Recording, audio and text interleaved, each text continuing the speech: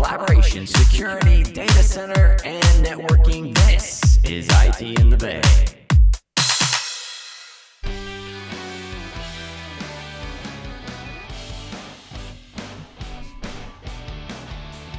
All right, we are back to IT in the Bay, and I've got my man here, Marshall Hill. Yeah, thanks for having me again.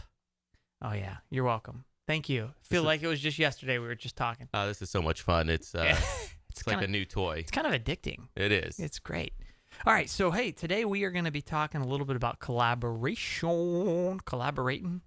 Yeah, I kind of wanted to start, and we'll see if we have enough content to continue this, but really go around talking about the video solutions. Okay. Rather than just the phone solutions. Yeah, well, I think video's fun. It's popular. Yeah, we're on video, so yeah. We are being videoed. We are. It's not just a podcast. That's right. So, some of the things that I was excited about, again, coming back from Cisco Live a little bit ago, was seeing some of the new capabilities of the Cisco WebEx board, which is their electronic whiteboard. Yeah, and we got with that. That was like the legacy Spark board, right? It is. So they've done a few things to improve on that, and obviously it's no longer called Spark. It's everything's branded WebEx. Mm-hmm. But anyway, the board, some of the stuff that they were showing with that's pretty impressive as a companion to the larger telepresence video endpoints. Companion mode. When is that coming out? Companion mode. I don't have a date, but they showed it, and I It's coming. Exactly. It's coming. Yeah, I would imagine any day now, since it's been publicly shown and announced that it could be hopefully no more than a couple months. Yeah. But yeah, very impressive where you would have the board could be on the other wall, and through proximity they're talking to each other. And so a couple of things that they showed in terms of making it all work is in the WebEx Control Hub, which is the admin portal. You add a place, you give your room a name, and then just like adding a traditional video endpoint into that place, you also add the WebEx board into that exact same place, same name. Oh, wow. So now you have two devices in a single place. Yeah. And then when the devices are in that same place and then they pick each other up through proximity, that's it. It's now in companion mode. They pair. That's right. And so what kind of functionality do you get? Now you've got a room system with a camera, a couple screens, and then you've got a board in the back. Yeah, so it could be it could be your third monitor, third screen. Oh, so wirelessly. Yeah, so if you're sharing content, it shows up on the front screen, but it also shows up on the rear screen. So if you had someone standing and speaking, they now have another monitor to look at the content and know where they're at rather than turning around. So it could be used for that if it's a large room and you're in a board table and content sharing remotely. And people on one side of the conference table can look over at the board, and other people could look over at the front screen. So definitely just leveraging that as another monitor. But you could obviously just buy another monitor. So the real value is the whiteboard capability. And so now you can actually bring in, someone could be up there whiteboarding, and that's brought into the WebEx meeting as like as the shared content. As the shared content. Now, what about? And I don't know if you know the answer to this, but if you had two Spark boards, can you do double annotating? So like, I asked the question, and I got a. It sounded like a no, but it was a non-definite no. One of those like, it's not that you can't do it, but it is something we've talked about. Is it one of those kind of things? It was a little bit more fuzzy than that, but okay. Yeah, so I think once we enable it in our environment, we'll take a play and see if the admin portal prevents you. First of all, it may only allow you to join one other device, but yeah, I mean, that same question, it was interesting. We were in a panel. There was possibly 6 other people, and me and another lady asked that exact same question, where we go, well, you might want multiple whiteboards in a large kind of room. and maybe you have them on different sides. Yeah. And you might want to, have people be able to not have to run to the whiteboard over there. They can just stay over on the left side versus the right.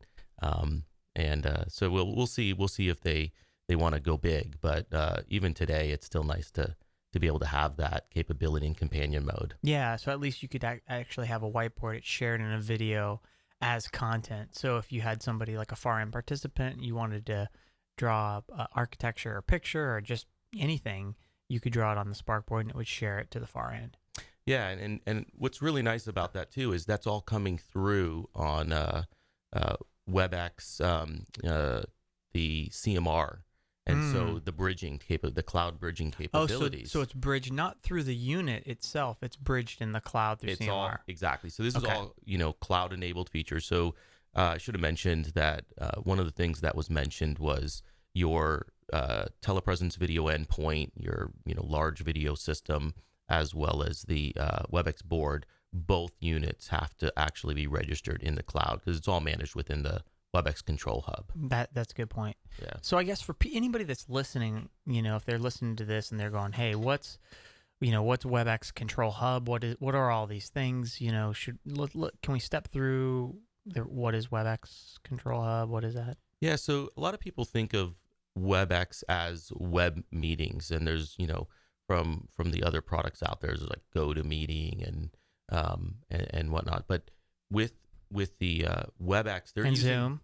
And Zoom, but they're using WebEx as now a overarching brand for lots of different products. And collaboration products that are in the cloud. Got it. And so, in terms of the WebEx and the capabilities of WebEx, you have meetings, which would be the traditional web meetings. You have video bridging, which is their CMR technology. And then they've added in WebEx Teams, which would be similar to like Microsoft Teams or Slack. But obviously, this is all now Cisco. And they really just give you Teams. If you're having any of the other WebEx products, you get Teams, which is nice. And then you have, registration of video endpoints, phone endpoints, and so they have WebEx calling. Okay. And that's all under the WebEx brand. Got it. And so essentially, the video units, and we've done videos on video units, the room kit. We're sitting in a room with a room 55. So those are the pre-built systems versus the build your own systems.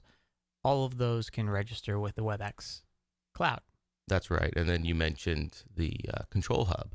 And so that is their cloud manager for managing all of these different endpoints and capabilities and technologies. So within the Control Hub, you can enable and configure your users or single sign-on.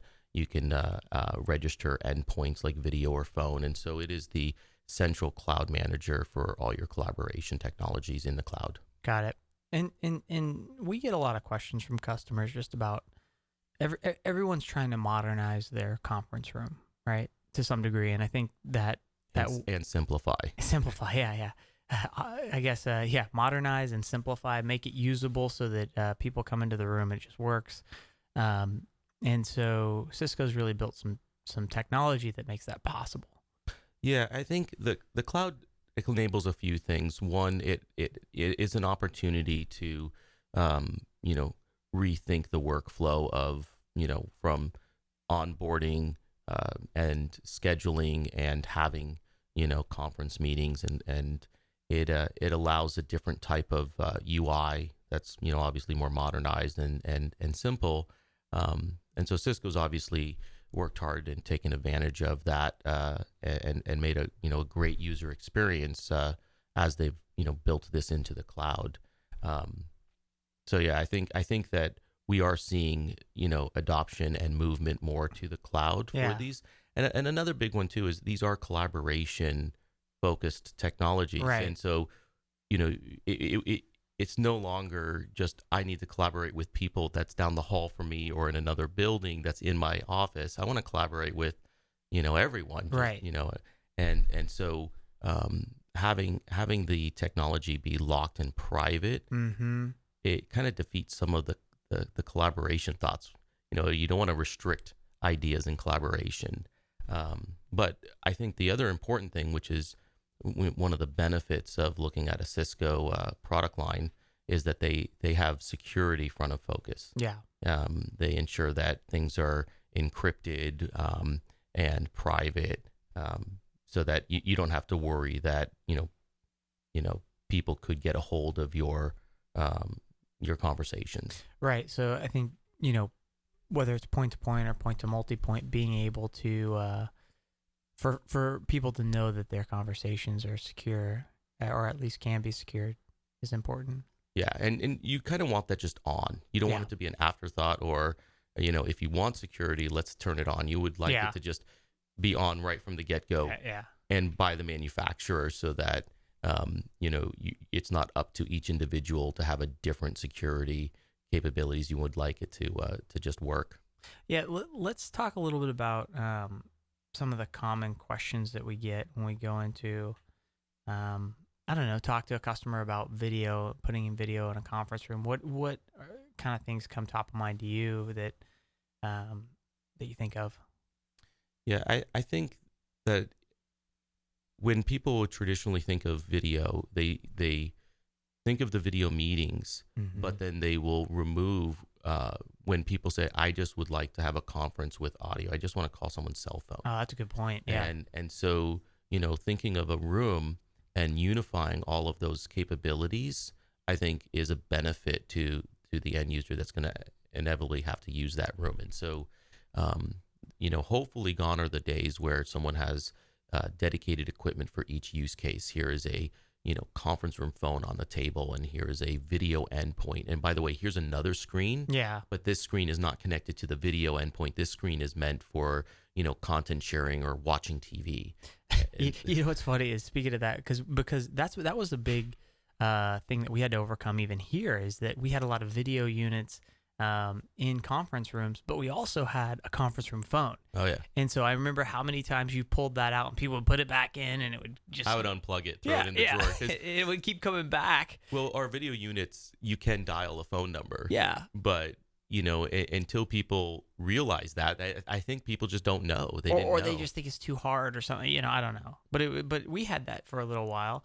And what's funny is, actually, some people in our marketing group that happened to be in this room actually were looking at a PDF document, and they were like staring at it like it was an alien ship, the Cisco conference room phone.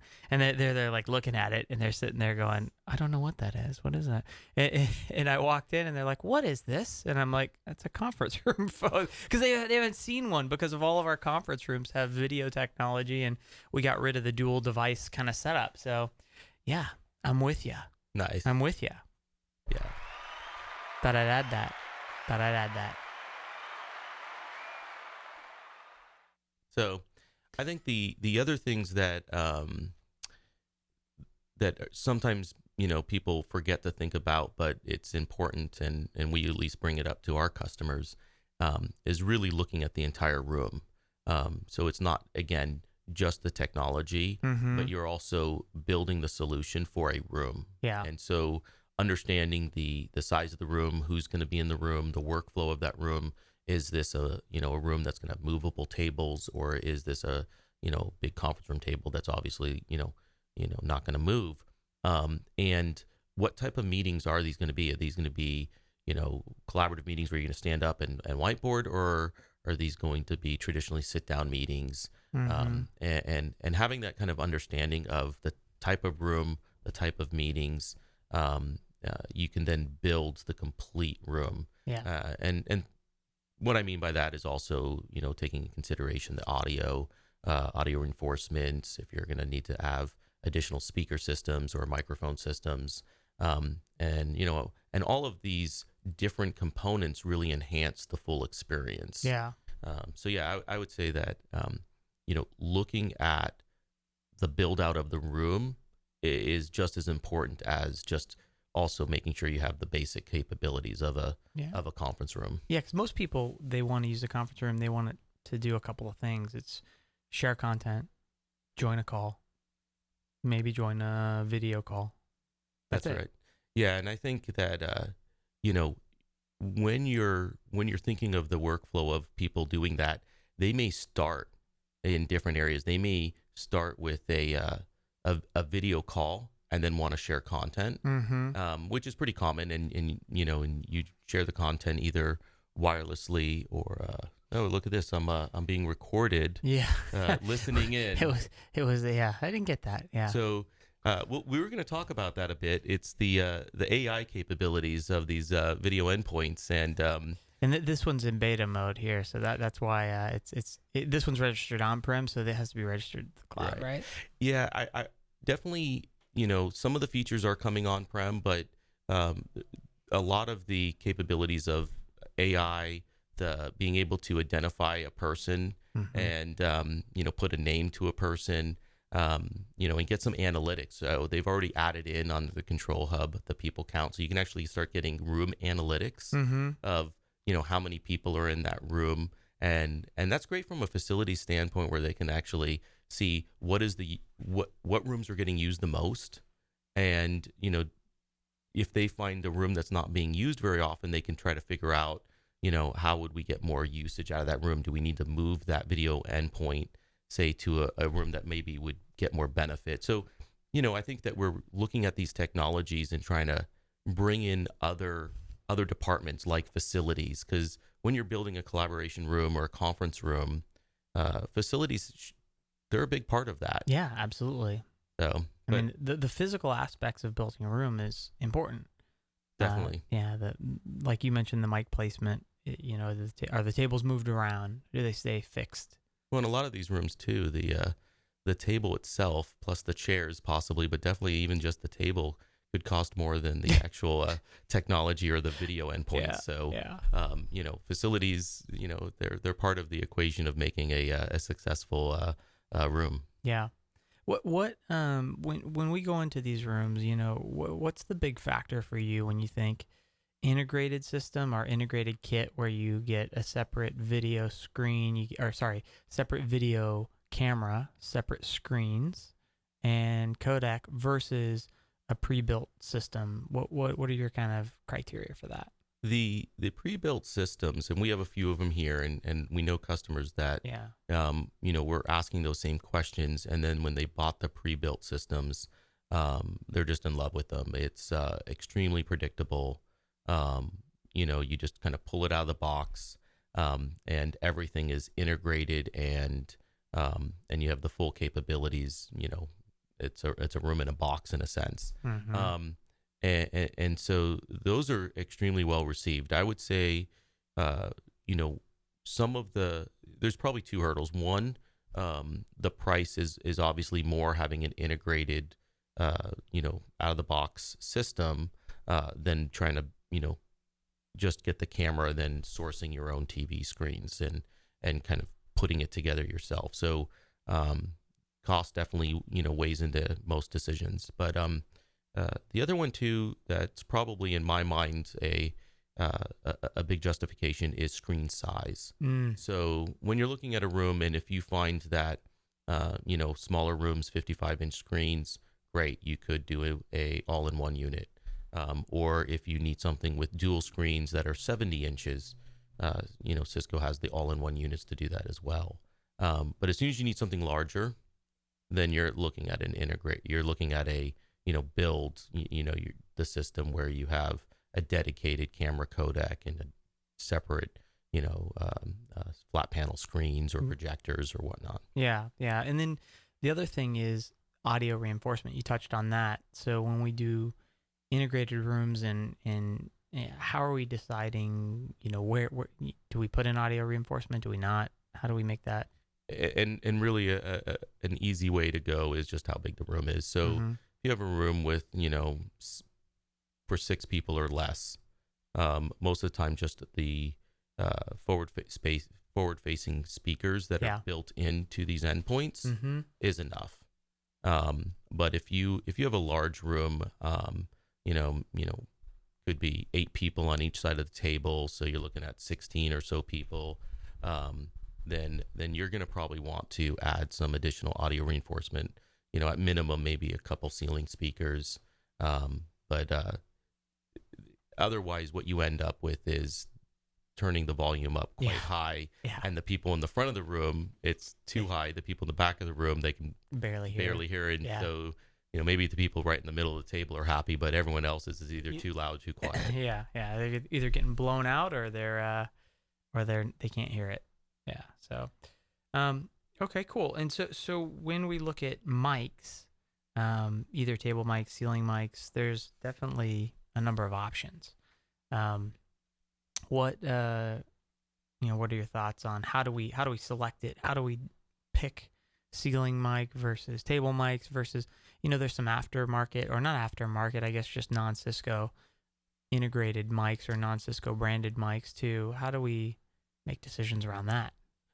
So if you can, looking at the room, if table mics are appropriate, then, and you can have a wire versus wireless, then I would just stick primarily with the vendor's manufactured mics. Unless there's some other unique use case that won't work. And then ceiling mics, the vendor, Cisco in this case, definitely has some ceiling mics that pair with their units, and they work really well. The vendor's mics, they're nice in the sense that they're just plug and play. You just plug them directly into the codec. Where you need to start looking at other mics, maybe a pro line of mics, is either you require some wireless, and it could be, you have a presenter and they're going to want a lapel mic, or, a podium with a gooseneck, or, just table mics that are wireless because you don't have a way to get wires to the table very elegantly. So you would look at, a different mic solution. Or, for ceiling mics, you need something that, is either a mic array or that can really, pick up the full room. Maybe it's a much larger room, and so you need specialized mics. But, again, it comes back to looking at the room, looking at the use case. Probably 90% of the time, most of the rooms which are medium size or smaller, they're just using the standard mics that come from the video endpoint, and either a table mic or a ceiling mic from the manufacturer. But for the more unique or larger rooms, having a pro line of mics becomes necessary. Yeah, I know we've used some of those array mics before, and those are pretty great. Just what they can pick up in an area. I'm always amazed. I mean, you could be, the mic could be behind you and it's picking you up fairly well. So one of the complaints is you put those in too small of a room, and the mics are too good or too sensitive, and so they're picking up people scribbling on a piece of paper, and that's not always great. And so at that case, maybe that was the wrong mic. It's a too big of a mic for such a small room. But, but no, those pro mics and those array mics, those are definitely great for larger rooms.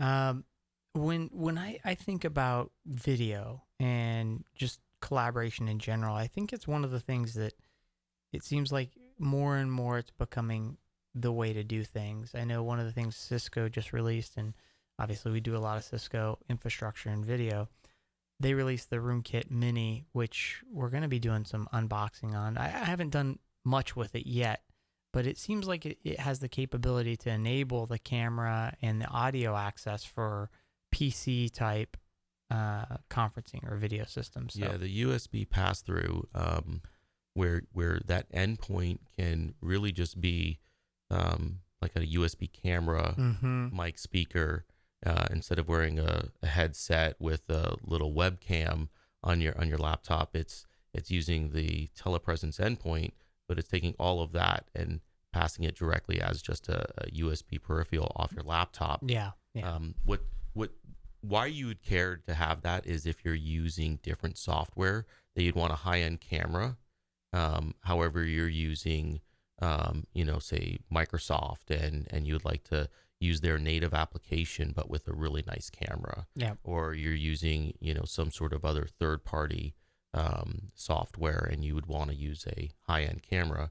And so I think there is a use case, and people are definitely are using it. But I think the other piece too for those smaller rooms is Bluetooth. So we talked about the USB pass-through, but also they're starting to support Bluetooth. And so you can get a Bluetooth headset. And so you could be in a small huddle space maybe, and you want to have a private conversation. And so you could have, Cisco, I think, is releasing they kind of showcased it, pre-launched a new new Bluetooth headset. But there's a lot of different Bluetooth headsets out there, as people know.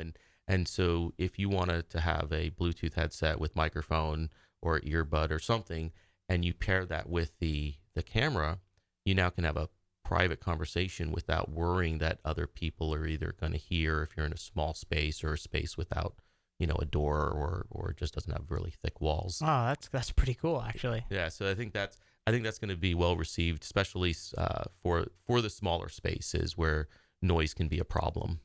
Well, man, we covered a lot today. We covered pretty much what's coming out with the new companion mode.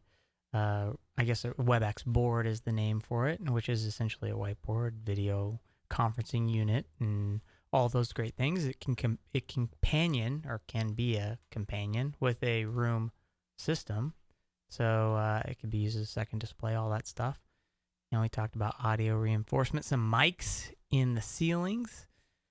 Yeah, covered a lot. Yeah, I think just to also kind of layer on top is being able to have all of this equipment and, prove it out, test it out is kind of critical. I think a lot of times, it's hard to appreciate what's good or what's not good. Yeah. Just looking at a data sheet or looking at, some documentation. So a lot of times we will build out a lot of our rooms almost unnecessarily, but we'll build out these rooms with different equipment just so that we can vet it and validate it. Yeah.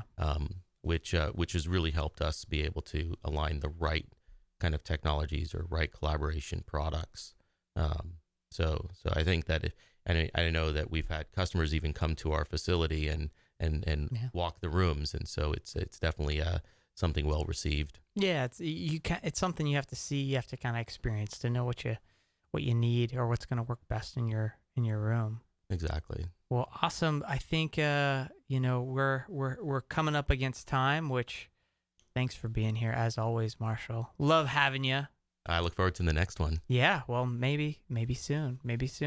So, hey, if you've got some technology you want us to talk about or you got questions, you can tweet us #ITinTheBay. Hey, whoa, did we not do IT in the Bay at the beginning? I liked it how you. Oh, wait a minute. No. You don't escape the Bay without the IT Bay. IT in the Bay on 3. You ready? Let's go for it.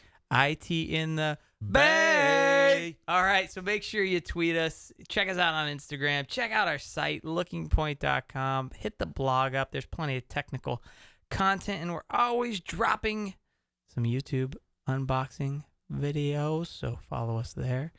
And you will get all the technology stuff that we have to offer. Thanks for listening. We'll see you on the next IT in the Bay podcast. Later.